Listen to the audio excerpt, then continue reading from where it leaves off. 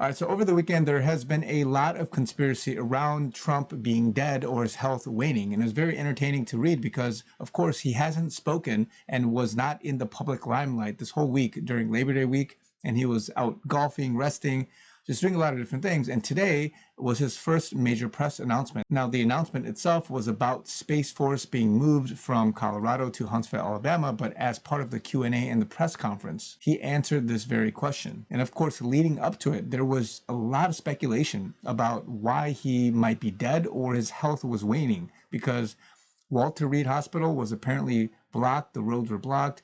There was, marks on his hand and just so many things about wild conspiracy theories. Now, of course, I myself talk about a lot of conspiracy theories for which I believe is true, but on the other side, people think it's false. And of course, it's a double-edged sword. But in this instance, obviously, he's alive, he's well, and he addressed this question when he was asked about it during the actual or after the announcement. And what's crazy to me is that when you look at social media, especially on TikTok, as well as just Twitter and many other places, people are wishing death upon him, which is absolutely crazy to me.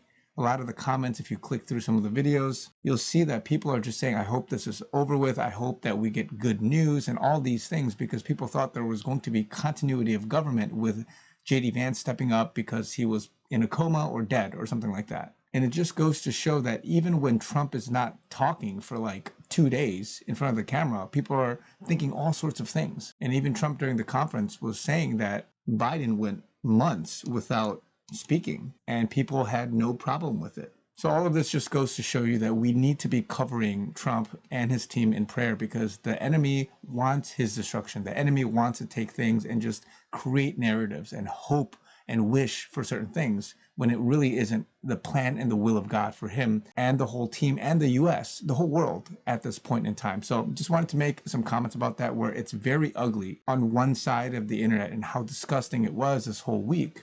And at the same time, even though we may laugh off conspiracy theories, this whole idea, whether you're left versus right, whatever it is, the idea of what is real, what is it that we want to believe versus what is it that might or may not be conspiracy, and how we need to be able to discern it correctly, for which we need to pursue the highest order, which is what is true, not who is it that is saying it, not what is it that we want to believe. We need to aspire to have truth as being the highest order. And at the same time, we need to discern and we have to pray for and understand context for what's happening. So again, just wanted to make a point about this, that he's all alive and well, that this was a big thing from a viral internet perspective this past week, but also that we need to continue to support him in prayer because there's still a lot of work that needs to be done.